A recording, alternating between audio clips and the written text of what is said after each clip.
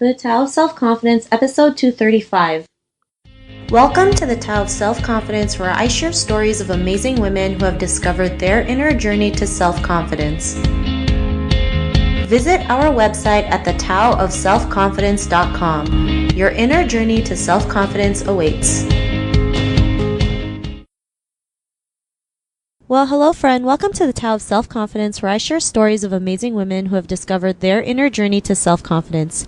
I'm your host today, Sheena Yap Chan, and today I have a phenomenal lady on the show. She is a filmmaker, and she's here today to share her story on self-confidence.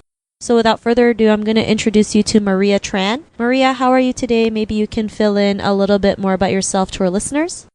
Yeah, sure. So, hi everyone. My name is Maria, and basically I'm a filmmaker of the martial arts action genre. A lot of the works I do, I've done a bit of acting in it, as well as producing, writing. But I've done 2 movies in China, one in Vietnam to work with Roger Corman, made a TV show, martial arts genre in Australia. So I've been doing this for about 7 years now, but pretty much coming from a background of psychology, not a film student, but being able to get into the field and work in it and then make a change, I guess. Awesome. Well, thanks for sharing that. And Maria, what's your cultural background? Yeah, my background is Australian-born Vietnamese. Thanks for sharing that. And what would be your favorite self-confidence quote? It would be by Bruce Lee. Action is the high road to self-confidence and self-esteem. Where it is open, all energies flow towards it. It comes readily to most people, and its rewards are tangible. I love it. And, I truly believe, if you want to be confident or build self-confidence, the main thing is taking action, regardless of what happens, regardless of the result, because taking action still takes a lot of courage to do, especially if it's something that you're scared to do. So, I think that's a great quote. And in your own words, how would you define self-confidence?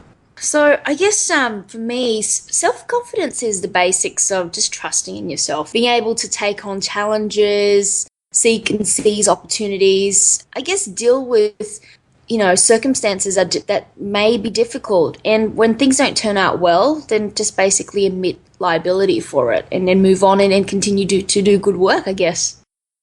I like that definition, and I like that you said, because we all go through challenges and obstacles, and it's not the end of the world as we sometimes think it may be. It's just, getting back up and just keep on moving, keep on doing the thing that you want, keep on getting that goal or that dream life that you want to live. So great definition. And Maria, what was your life like before your discovery of self-confidence? Well, during my schooling years, I was the typical nerd that always got picked on.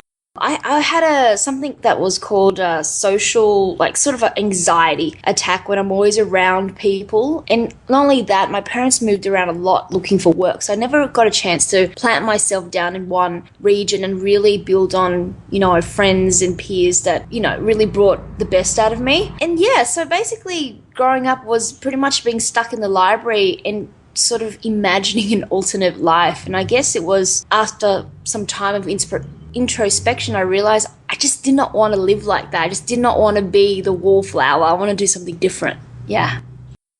And so what was that time when you realized that, you could break out of that and be the person that you are today and have that confidence? It would be probably about 15 years ago in 2001. I was in year 11, and I think during that time my parents were both, fighting, arguing, and I was always in the middle of their heated arguments. So when my cousins came by from another state, they sort of offered me to move out and start anew, and I think I basically took up the chance. I mean, being someone who's sort of very, homely kind of little girl, sort of very nerdy, trying to always please her parents, just decided to leave home at 16. And I packed my bags and then basically left and went on my adventures, I guess. Thanks for sharing that. And I'm sure, it's not even, being Asian and leaving your house at 16 is probably the, the biggest thing you could ever do. And it's I don't know what your parents were like, but, for most parents, it's how could you do this to us? We're your parents. You're supposed to be with us. You're only 16. But, you went ahead and just lived your life because you were sick and tired of the way you felt. And because of that, what's your life been like now?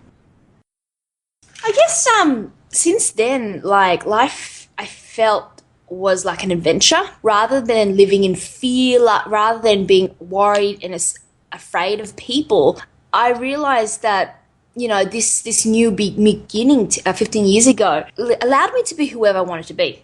I started to, be less fearful in social situations, having less of an inhibition, and more courageous. And that's why I ventured into doing acting as well, because it allowed me to explore that. But all in all, just getting a chance to live life and find my inner drive and find that sort of purpose and what you're supposed to do in this lifetime. Thanks for sharing that. And, Maria, to the woman who's listening to your episode, she may be in her own journey of self-confidence and is going through a similar situation. What would be that one tip you would give to her?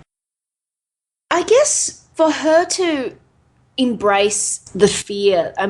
Embrace it and then change it and find ways. And I find that the struggle is what makes you who you are. The more you struggle, the more you go through a lot of challenges and obstacles, those are the moments that start to define the person who you are and also the purpose you're built to do in this life. And I think also to think as big as possible and not see yourself in just a small unit, in this world, but really see yourself as an agent with a magnitude of energy that can connect, internationally, and you can have your voice and what you do sort of seen in fields and really make that strong social change.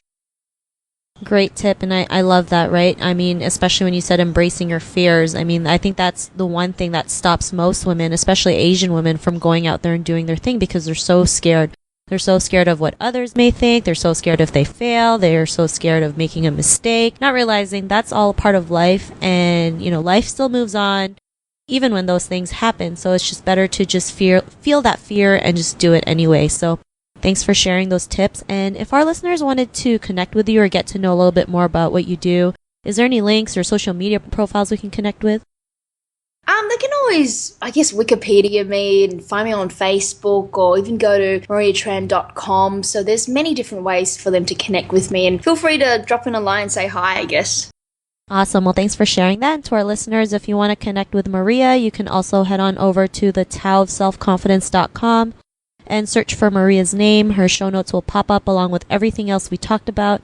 And I really just want to thank Maria for taking the time to share her story with us. So thank you so much. Thank you heaps, Sheena.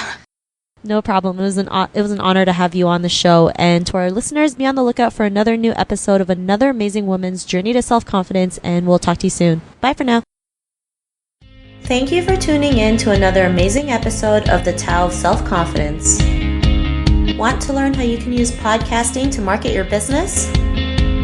Download your free report by visiting our website at thetaoofselfconfidence.com. Your inner journey to self-confidence awaits.